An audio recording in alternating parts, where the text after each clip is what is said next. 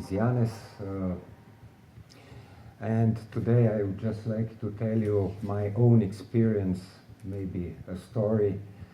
I am a sound engineer, recording engineer, and the whole story, when I put more attention about architecture and acoustic, was when I had to mix an album which was recorded on a street. Street musicians enjoy special kind of freedom. When you play in a concert hall, you are tied in some certain criteria. You have to fulfill certain expectations. You have to talk with managers, promoters, and so on. When you play on the street, you don't have to talk with no one. You just go on the street and play. It's most spontaneous, most free, like freedom of expression on the street. It's at the highest level. And some musicians enjoy playing on the street so much they want to make a record out of the street performance. And one of such performances, which was already recorded, was by duo Arrhythmia, and the album was conveniently called Ulica, the street. They recorded everything on street. Well, this is not a studio. There are special conditions. You have wind problems. When wind is blowing, microphones don't work too well. And then you have some noises. One track, there was, river was very loud because of high waters, high rain. So I have to filter out the river sound. And in one song, it was a pretty loud bicycle passing by the performers. But it was nice. It was interesting percussion part, bicycle noises. Well, on some tracks, the most difficult noise I couldn't filter out was music from the bar. Music from the bar, because these computer algorithms are pretty smart. They can filter out air conditioning, river, wind, and so on, but they cannot distinguish one music from the other music, which music is good, which music is bad. So it's impossible to filter it, and it's totally annoying, totally disturbing. You enjoy a certain piece in one tempo, in one key, and really quiet, it's another song playing in different tempo, different key. And that's the most disturbing noise in appreciating the musical expression. So I was checking what could be done. I was also called as an acoustical advisor for the whole street festival, the whole festival of street music, Fête de la Musique. It has a tradition in France where on the solstice all musicians go out and play the whole day and whole night. And like Ljubljana should have festival of street music, everybody should be singing, playing, dancing on the street whole night. Great. I mentioned we have a problem with speakers from the bars and restaurants and shops. Old city of Ljubljana, it's like 100 speakers in the no traffic zone. Where can we put musicians if the music is already playing there? You go to Čevljarski most, there are already two musics can be heard from the bar from the left and shop from the right, before any musician starts to play there. I mean, why play at all if there's already music on the spot? You shouldn't play. And we cannot make festival because if we don't shut down the speakers. Well, the city council said everything is controlled, no problem, we have inspectorates. But as a matter of fact, I check all those inspectorates, none of those is efficient. Everybody, we have some certain laws which forbid speakers in the public places, but nobody is respecting these laws. And lately, it was really strange decision by the city council. They forbid street musicians to play. It's now forbidden to play on the streets in Ljubljana, only weekends, yeah, Saturdays and Sunday, but over the day in the whole part of Ljubljana, it's forbidden to play live music, namely because it's too much noise. I got really come on, the speakers with the music, they're turned on 16 hours a day, each day. And they're not forbidden? No. They are promoted and sponsored. And, well, I didn't find the straight answer why, but I suppose my theory is, yeah, the whole world is just run by advertisers. Advertisers rule the world, and when street musician is playing on the street, he doesn't advertise anything. He's just making his art, and people are just enjoying in his art. That's all. There's no middleman to get some provision, and there's no advertiser who would advertise anything. And actually, the whole cultural scene of Ljubljana is coming more and more just advertising playground. If there's no advertiser, there's no cultural event. It's not culture anymore. One of maybe explanation is that, but this one's difficult to translate, želimo si vladarja z vizijo, dobimo vratarja s provizijo. Instead of a ruler with a vision, we get a doorman with a provision. And I remember years and years ago where the Prešeren Square was on the market, who would rent Prešeren Square to have a cafe there, and cultural event. And the winner was somebody with absolutely no cultural references, none. And when people ask, how so? You gave the main central square, grateful cultural events to somebody who has no cultural references at all. And the reply from city council was pretty straight and something you cannot discuss, you cannot talk. The city mayor said, yes, they offered the highest bid. They put most money on the table. And you cannot discuss. Number on the paper, it's always stronger than the words. We can talk, but when somebody comes with number on the paper, he takes all our arguments away, and Prešeren Square is ruled by the highest bidder, and he's playing his loudspeakers. And I stopped with Fête de la Musique, music fair for all musicians, big holidays. When I went at 9 o'clock in the evening to check old city of Ljubljana, how many musicians are there, how the streets are full, I couldn't find not a single musician. I could find only football match on Prešeren Square. It was a World Cup, and it was the huge TV screen with 2 300-watt speakers blowing away the commercials. It was just a mid-time, and it was like 1 mile around the Prešeren Square. It was just echoing commercials from Cafe Pločnik. And that was the winner of Music Holiday, football match with advertisers. And that's the city of Ljubljana.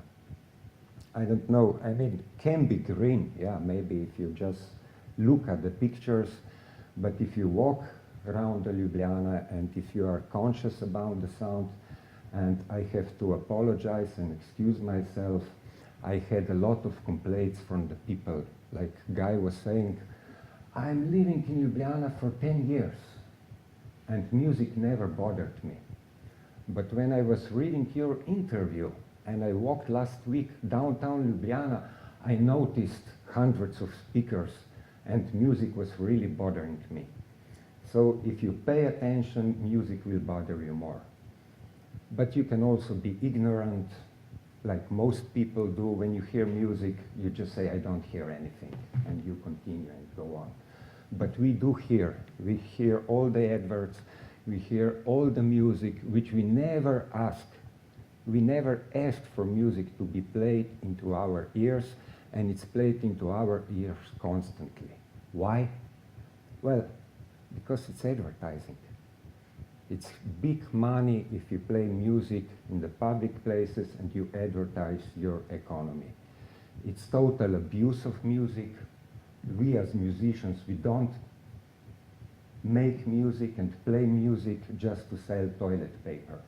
No, we make music because of some other messages, and advertisers steal our music and abuse it to promote their economy. How is economy of musicians? Well, don't ask me. You maybe know some musicians and you can ask them about economy. But economy of advertising is blooming, and they are using our music without any limits.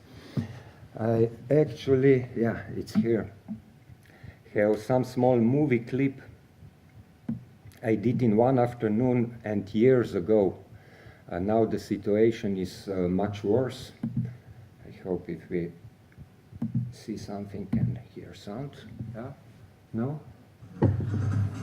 We hear music, no picture? Well, they are just still. Yeah, so you can concentrate on the sound a bit more than the music. And it's very difficult to find a spot with only one music. There are always regions in between when you can hear music from two cafes.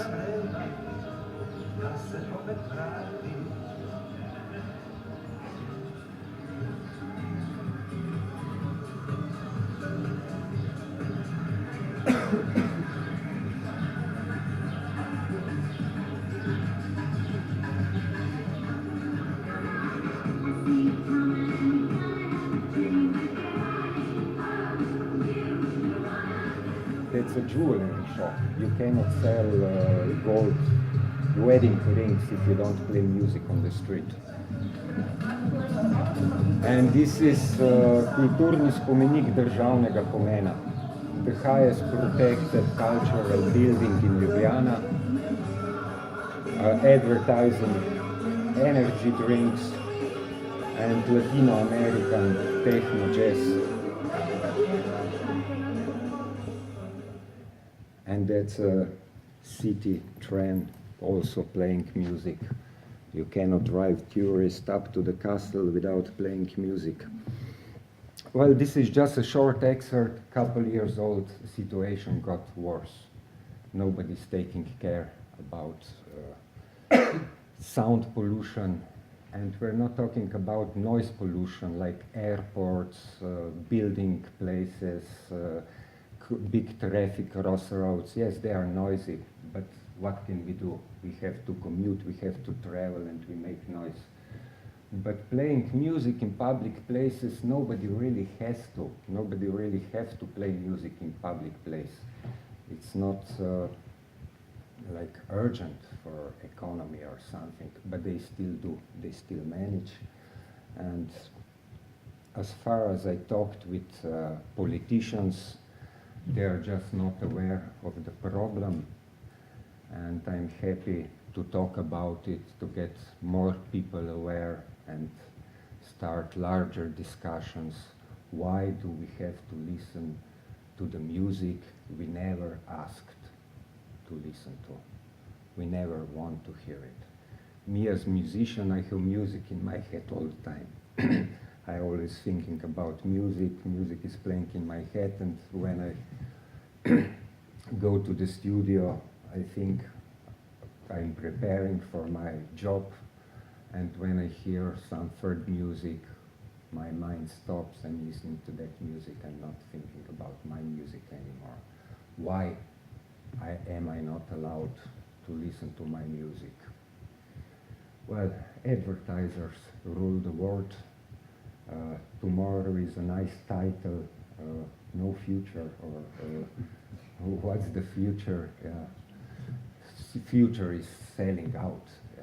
We just, economists don't think about terms like public good.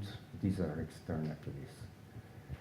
And I can understand tenants of Ljubljana because they are swimming in this muddy river of noise. They're listening to speakers all the time.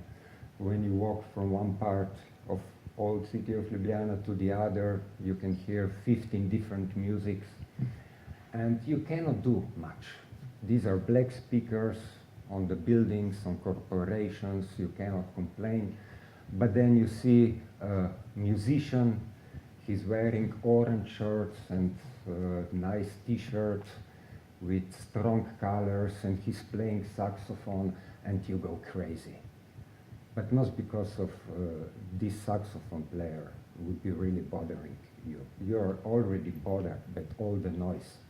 This is just sort of valve to push you out, to get you anger because you have the object.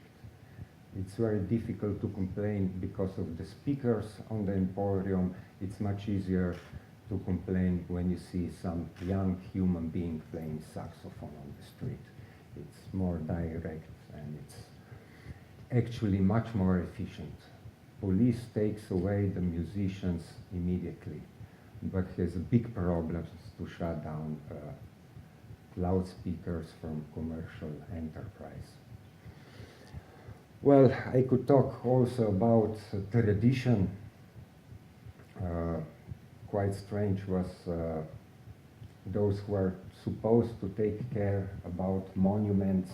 Slovenska Filharmonija, it's the oldest music hall, and it's cultural monument with highest protection.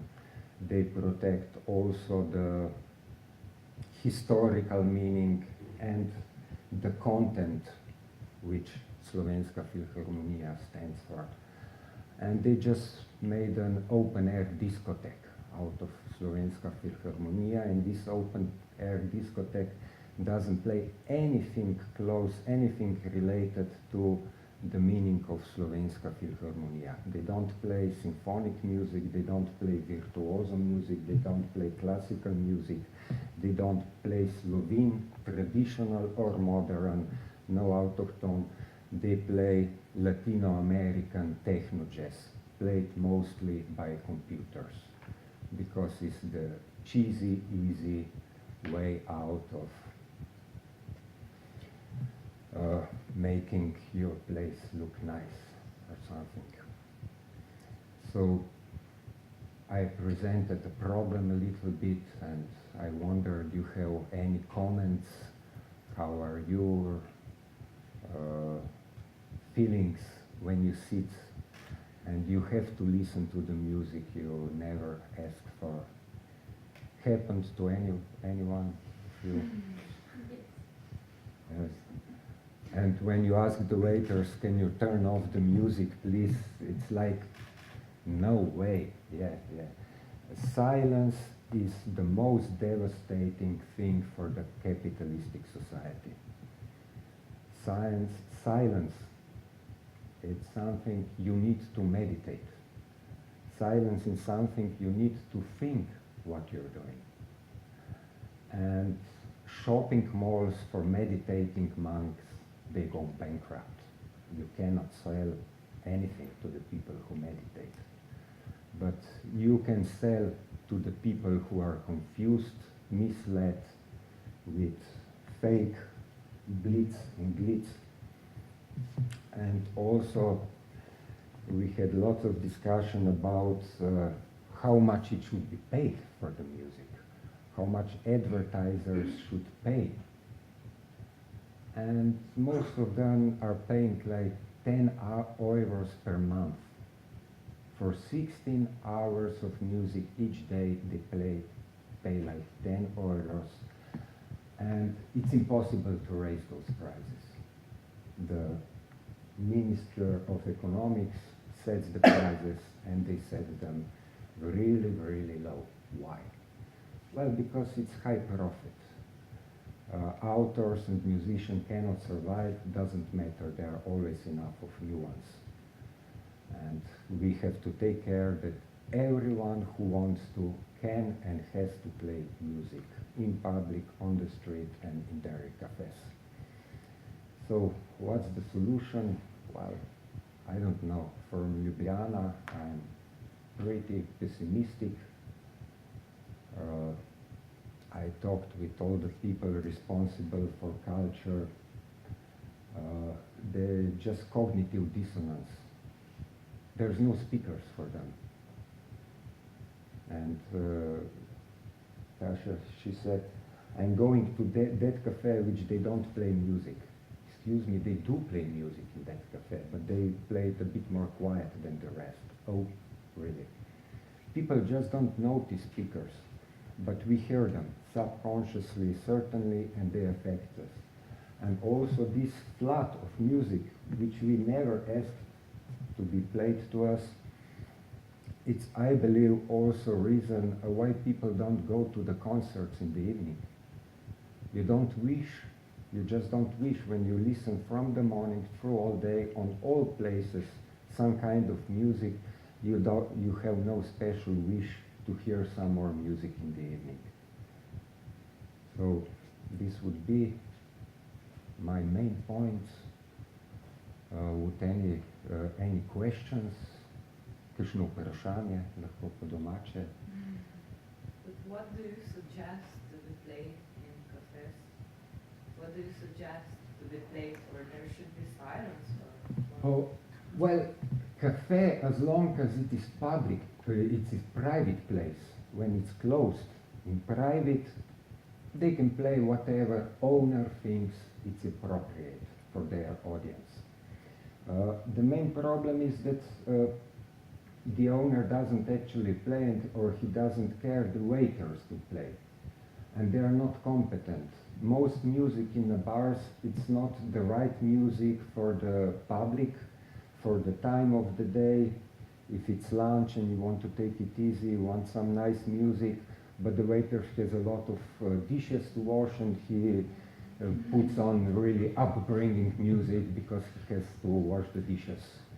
And you just want to sit and talk quietly, you can't, because the waiter, who is not competent, he's not music editor, he has no sensors to check what the audience likes. But this is a private problem. And for me, it's totally different story when we talk about public street. It's my choice if I go into certain cafe or not. That's what we can do. If we don't like the music, how it's played, which music, and so on, we just don't go into that cafe. But on the street, when I walk across the Šuštarski most, why would I have to choose another street? It's public street, and I cannot walk there without hearing music I don't want to hear. Why? Whose street is this? How much did they pay to play public music? They didn't pay anything. It's actually forbidden, but they still do play. And musicians who used to be allowed are now forbidden to play on the street. And that's totally beyond, and since last autumn, I really don't feel like Ljubljana being my city.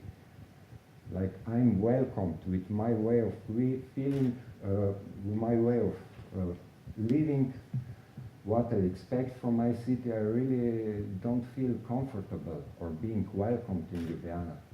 Ljubljana just became a city for spenders. If you want to spend money, you are welcome. If you want to listen to adverts, you are welcome. If you want just to walk through old part of Ljubljana without spending, just living there, sorry, you are not welcome. And it's, about the future. Tourists do stop with street musicians. Children do stop and watch street musicians. It's some cultural event. They want to see it, what's happening. I never saw tourists or children stop in front of the loudspeaker. And they would stop and stare at the loudspeaker. Wow, that's something. And maybe it's a part of this story. Years ago, I worked as a tourist worker, helped a friend of mine who was running some small hotel, and I talk a lot with the tourists, and most tourists ask, where can we eat Slovenian food? They travel around the world to check local foods. It's good, yeah. And it's difficult, you know, to explain to foreigners that we have Prekmurje, Primorska, Dolenska, that if you want to eat Slovenian food, you have to travel at least 20 miles out of Ljubljana, and then you send them to Sokol. Yeah, at least they have an image like Slovene national food, maybe. Yeah. But some tourists, not so many as for food, but some tourists, they did ask, where can we listen to live Slovenian music? And I remember my shock when the first person asked me that. I was totally shocked. What are you asking? This doesn't exist here. Nobody is playing. There's no cafe or restaurant where they would play Slovenian music. I mean, maybe Gostilna Ausenik in Belgium, but they play Oberterrain. I'm not sure if this is really Slovenian music. Oberterrain, it is some part, but...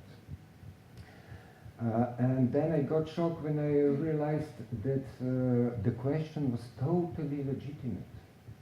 This question would be totally normal in Barcelona, in Madrid, in Paris, in Italy. You would ask where is the place where they play Italian music. In Firenze, they would tell you at least a couple of places. In Ljubljana, there is none. And I don't think it ever was, maybe at Café Nebotičnik 30 years ago.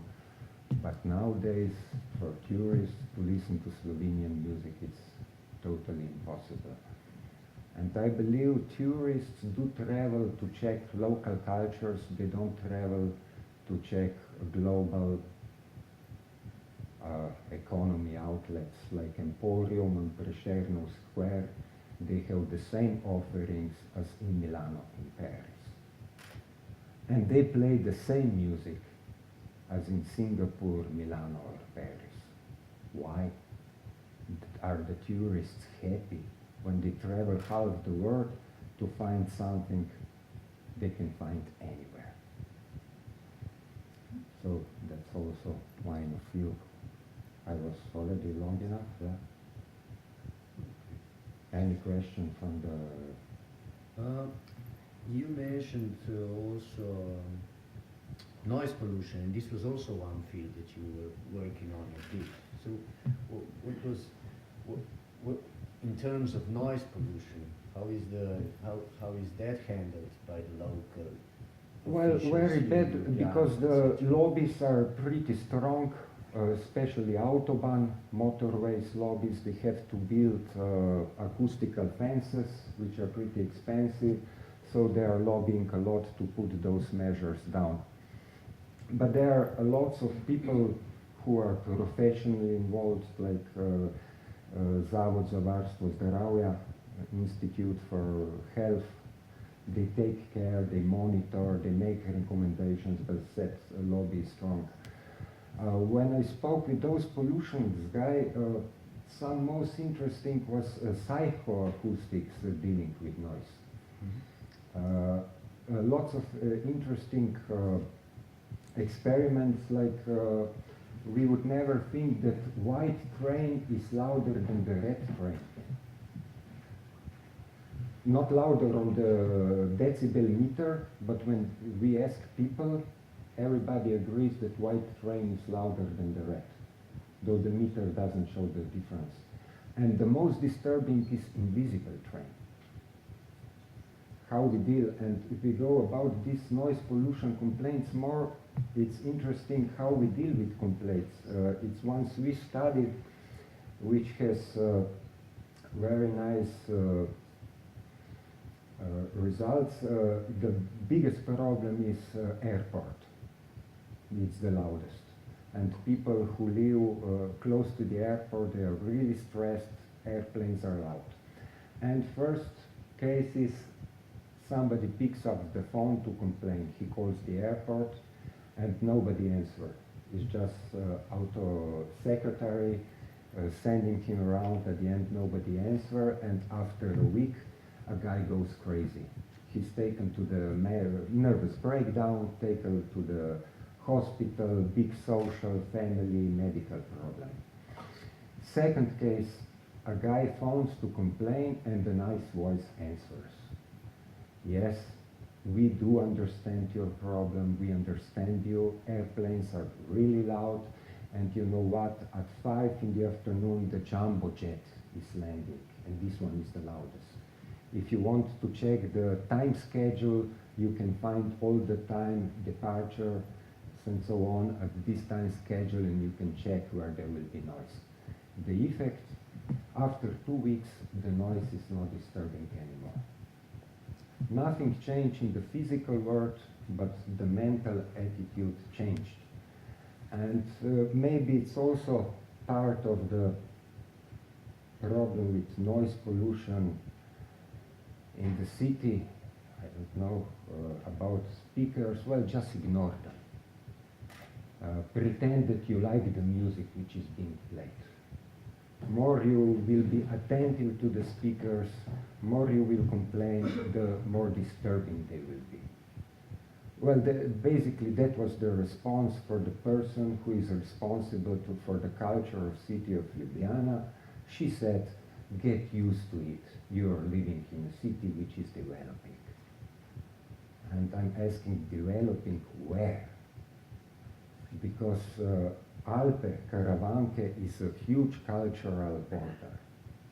If you travel around Europe, in Switzerland, Austria, Italy, you cannot hear speakers in a public spaces. There is none. Go to Graz, Innsbruck, Salzburg, Vienna, no speakers on the street. Go to Makarska, go to Belgrade, each cafe has got a big set of speakers on the street. And if you go to Africa, to Madagascar, not only each cafe, but each table has its own PA with ghetto blaster taking and playing. So just depends where we are heading to. Are we looking at the culture Western Europe, or we prefer noise from the Balkans and Africa? The more noise, the more alive we are. Yeah, and silence is scary for the most of us.